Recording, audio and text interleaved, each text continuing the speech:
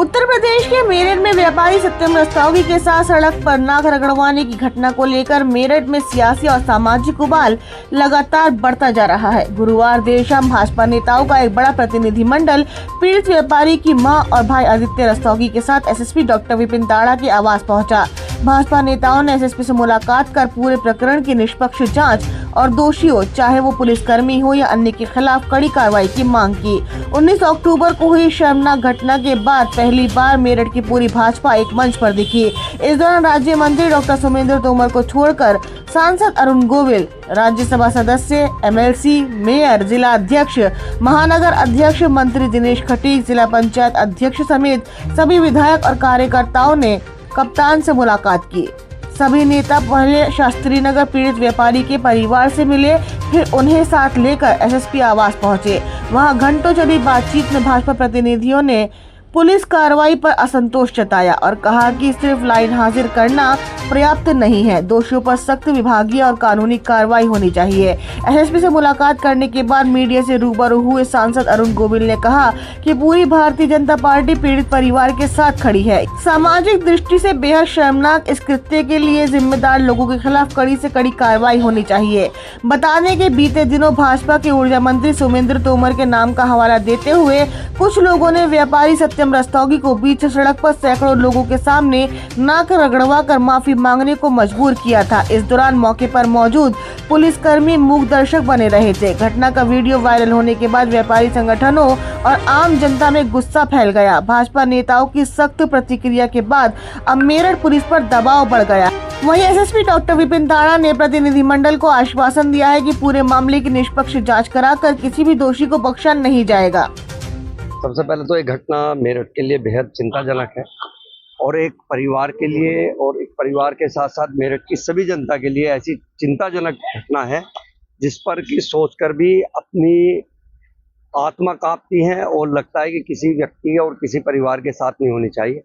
लेकिन कानून की जहाँ तक बात आती है तो वास्तव में कानून उस दिन मूक दर्शक बना रहा और कानून को इस तरीके से काम नहीं करना चाहिए जिस तरीके से उस दिन काम किया है। उससे लगता है कि कानून को जो माननीय परम पूज्य योगी जी की सरकार है, जिन्होंने भगवान राम के रूप में काम करते हैं, आज राक्षसों का वध कर रहा है। मुख्तार अंसारी जैसे और असद और अरशद आपके जितने भी यहाँ पे अपराधी थे वो आज कहीं के कहीं है। लेकिन ऐसी घटना को अंजाम देने के सामने पुलिस खड़ी मूक दर्शक रही, वो वास्तव में गलत। देखिए, ये घटना शर्मसार घटना है और जिन्होंने ये घटना की है भारतीय जनता पार्टी पूरी तरीके से पीड़ित परिवार के साथ है। कल हम लोग वहाँ गए थे। मेरे व्यापारी के साथ जो घटना हुई है, मैं पहले भी कहता हूँ, राष्ट्र मेरा धर्म है, पार्टी मेरी माँ, तो व्यापारी मेरी आत्मा है। समाजवादी पार्टी की सरकार में हमने व्यापारी के शोषण को नहीं होने दिया, शोषण पर हमेशा रोक लगाई। तो अब तो हमारी मोदी और योगी की सरकार है। मोदी योगी सरकार में जिन्होंने ये ऐसी घटना के तालिबानी जैसी घटना की है उनको पुरजोर सजा मिलेगी, उनको जमानत ना हो सके ऐसी उनको सजा में कप्तान को आज के ये कहा गया है कि उनको ऐसी धाराओं में उनका मुकदमे लगाया जाए कि इनकी जमानतें ना हो, इनकी 7 पुश्ते भी घबराए ऐसा अपराध करना। नाक रगड़वाना, मेरे व्यापारी की नाक रगड़वाना, ये बर्दाश्त नहीं होगा। ये मोदी योगी का व्यापारी है। अब मोदी योगी के व्यापारी के साथ इस तरह की घटना वो भी मेरठ में होना, ये राम राज्य की सरकार है और ये समाजवादी पार्टी की सरकार में हुआ करता था। ये समाजवादी पार्टी के गुंडे होंगे, ऐसे गुंडों की जो हमारी पार्टी में अगर ऐसे लोग आ गए उनको निलंबन करने का काम हमने किया। आगे भी ऐसे लोग बर्दाश्त नहीं किए। बीजेपी देर से नहीं निकली। जब ये वीडियो वायरल हुआ तब ये विषय संज्ञान में आया और भारतीय जनता पार्टी के जिला अध्यक्ष जी यहाँ खड़े हैं। हम दोनों ने मिलकर के सर्वप्रथम इसका संज्ञान अपने प्रदेश नेतृत्व को दिया। वहां से पूरी जानकारी करने के बाद पार्टी से निलंबन उस व्यक्ति का हुआ जिसने ये घटना की। भारतीय जनता पार्टी चाहे वो संगठन हो अथवा हमारी सरकार हो, इस प्रकार के किसी भी कृत्य का समर्थन नहीं करती है। और देर की जहां तक आप बात कह रही हैं, इस विषय में कल हम परिवार से मिले जाकर के दोनों अध्यक्ष, और मिलने के बाद उनसे पहले पूरा विषय समझा बूझा। हमने फोन पर बात करने का भी बहुत प्रयास किया, मिलने का, तो फोन उनके बंद थे। फिर जब हम उनसे मिले, जब उनका बात हो गई, तब रात को उनका फोन आया कि हम इसमें कुछ वार्ता करना चाहते हैं। सबसे पहली बात तो ये है कि जो पीड़ित परिवार है, हमारा पूरा भाजपा भारतीय जनता पार्टी उनके साथ है। सहानुभूति ही नहीं है, सिर्फ हम पूरी तरह उनके साथ हैं।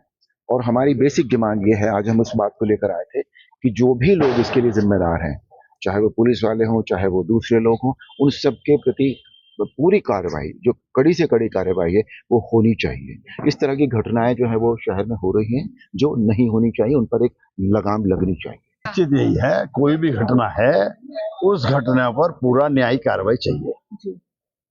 किसी के दबाव में पुलिस ना आए, कोई ना राजनीतिक दबाव, ना कोई आधिकारिक दबाव, किसी दबाव में नहीं आना चाहिए और तुरंत कार्रवाई होनी चाहिए।